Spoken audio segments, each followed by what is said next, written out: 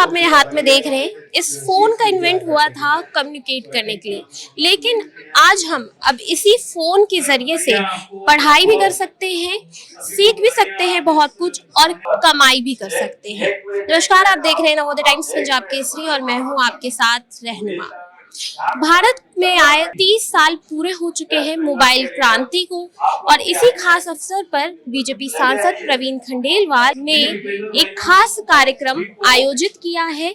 आप देख सकते हैं कि यहाँ पे कई तरह के फोन जो बहुत पुराने हैं और ऐतिहासिक हैं, वो सारे फोन डिस्प्ले किए गए हैं क्योंकि भारत को 30 साल पूरे हो चुके हैं मोबाइल क्रांति में, यानी कि 31 जुलाई 1995 में भारत ने पहली बार फोन कॉल किया गया था।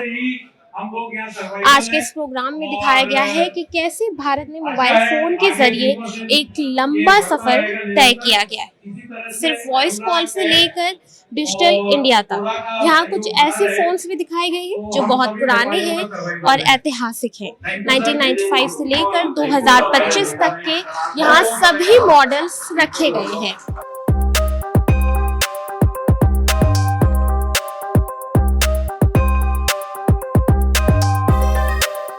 भारत में मोबाइल फोन सेवा की शुरुआत को 30 साल पूरे हो गए हैं। इस ऐतिहासिक अवसर को यादगार बनाने के लिए नई दिल्ली में एक विशेष कार्यक्रम का आयोजन किया गया।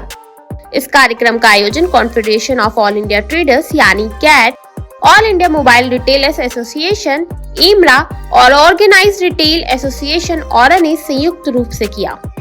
कार्यक्रम का उद्घाटन केंद्रीय दूरसंचार मंत्री ज्योतिरादित्य सिंधिया ने किया। इस मौके पर 3 दशकों के 300 से अधिक मोबाइल फोन प्रदर्शित किए गए, जो भारत की तकनीकी यात्रा को बखूबी दर्शाता है। कार्यक्रम की सबसे अहम बात ये रही कि 31 जुलाई 1995 को देश में पहली बार मोबाइल कॉल की गई थी। उस वक्त पश्चिम बंगाल के मुख्यमंत्री श्री ज्योति बसु ने तत्कालीन दूरसंचार मंत्री श्री सुखराम से बात कर भारत को मोबाइल युग में प्रवेश दिलाया था। वहीं ज्योतिरादित्य सिंधिया ने बताया कि प्रधानमंत्री नरेंद्र मोदी के नेतृत्व में देश में डिजिटल क्रांति आई है। उन्होंने बताया कि आज भारत में हर साल 2.5 अरब डिजिटल ट्रांजैक्शन यूपीआई के जरिए हो रहे हैं और हमारा यूपीआई सिस्टम अब फ्रांस के एफिल टावर तक पहुंच चुका है। उन्होंने ये भी जानकारी दी कि भारत अब 4G उपकरण बनाने वाले दुनिया के 5 देशों में शामिल हो गया है और जल्द ही 6G तकनीकी में भी अग्रणी भूमिका निभाएगा। साथ ही 6.5 लाख गांवों को ब्रॉडबैंड से जोड़ने के लिए $17 अरब का निवेश किया जा रहा है।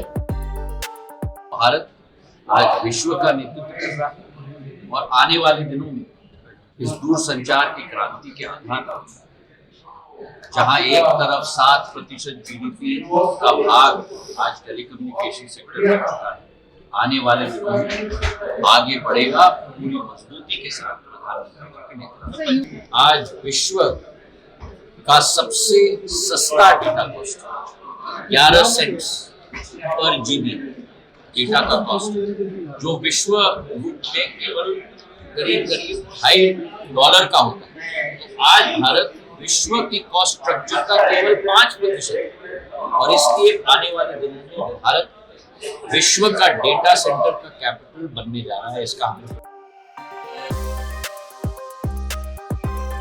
कैट के महासचिव और सांसद प्रवीण खंडेलवाल ने इस अवसर पर पूर्व प्रधानमंत्री श्री अटल बिहारी वाजपेयी को याद किया और उनके नेतृत्व में हुए टेलीकॉम उदारीकरण की सराहना की है। उन्होंने प्रधानमंत्री नरेंद्र मोदी के डिजिटल इंडिया अभियान को मोबाइल को सशक्तिकरण का औजार बनाने वाले कदम भी बताया है। 31 जुलाई 1995 को देश में पहली मोबाइल कॉल हुई थी और आज 30 साल हो गए। इस मोबाइल यात्रा में काफ़ी कुछ देखने को मिला है। कहाँ हम सोचते भी नहीं थे, कभी स्वप्न में भी नहीं सोचा था कि वॉइस से लेकर के वैल्यू तक ये यात्रा चलेगी। इसके लिए विशुद्ध रूप से पूर्व प्रधानमंत्री श्रद्धेय श्री अटल बिहारी वाजपेयी जी को पहला क्रेडिट जाता है, जिन्होंने अपने कार्यकाल में टेलीकॉम पॉलिसी को लिबरलाइज किया और 2014 से जब से प्रधानमंत्री नरेंद्र मोदी जी ने कार्यभार संभाला है, तब से डिजिटल इंडिया के अंतर्गत उन्होंने बड़े पैमाने पर टेक्नोलॉजी से इसको विस्तार दिया है और मैं मोबाइल में उसके आगे भविष्य में और बहुत सारे यूसेजेस आएंगे, ऐसा मैं सोचता हूँ। सर आपका कोई फेवरेट मोबाइल रहा है जिसको आप याद करते हो आज भी? पहला मोबाइल जो मैंने यूज़ किया था शायद वो एरिक्सन का था, जी। तो उसको हाथ में लेकर के उसकी फील आज भी समझ में आती है। फिर उसके बाद तो अब हैंडसेट इतने सारे आ गए, तो जो वक्त पर काम दे जाए वो अच्छा मोबाइल है। अब 5G से 6G पे आने वाले हैं हम, तो आप क्या कुछ कहेंगे इसमें? मैं इसीलिए कह रहा हूँ कि मोबाइल का भविष्य उज्जवल है। अभी बहुत सारी नई चीज़ें हमको देखने को मिलेंगी। वहीं इस कार्यक्रम में एक पैनल चर्चा भी हुई जिसमें उद्योग जगत के बड़े नामों ने हिस्सा लिया। चर्चा का विषय था भारत में मोबाइल टेलीफोन की यात्रा, अतीत, वर्तमान और भविष्य। इसमें 6G, artificial intelligence, satellite internet और मेक इन इंडिया की संभावनाओं पर विचार हुआ है। कार्यक्रम का समापन भारत को एक समावेशी, सुरक्षित और आत्मनिर्भर डिजिटल राष्ट्र बनाने के संकल्प के साथ हुआ।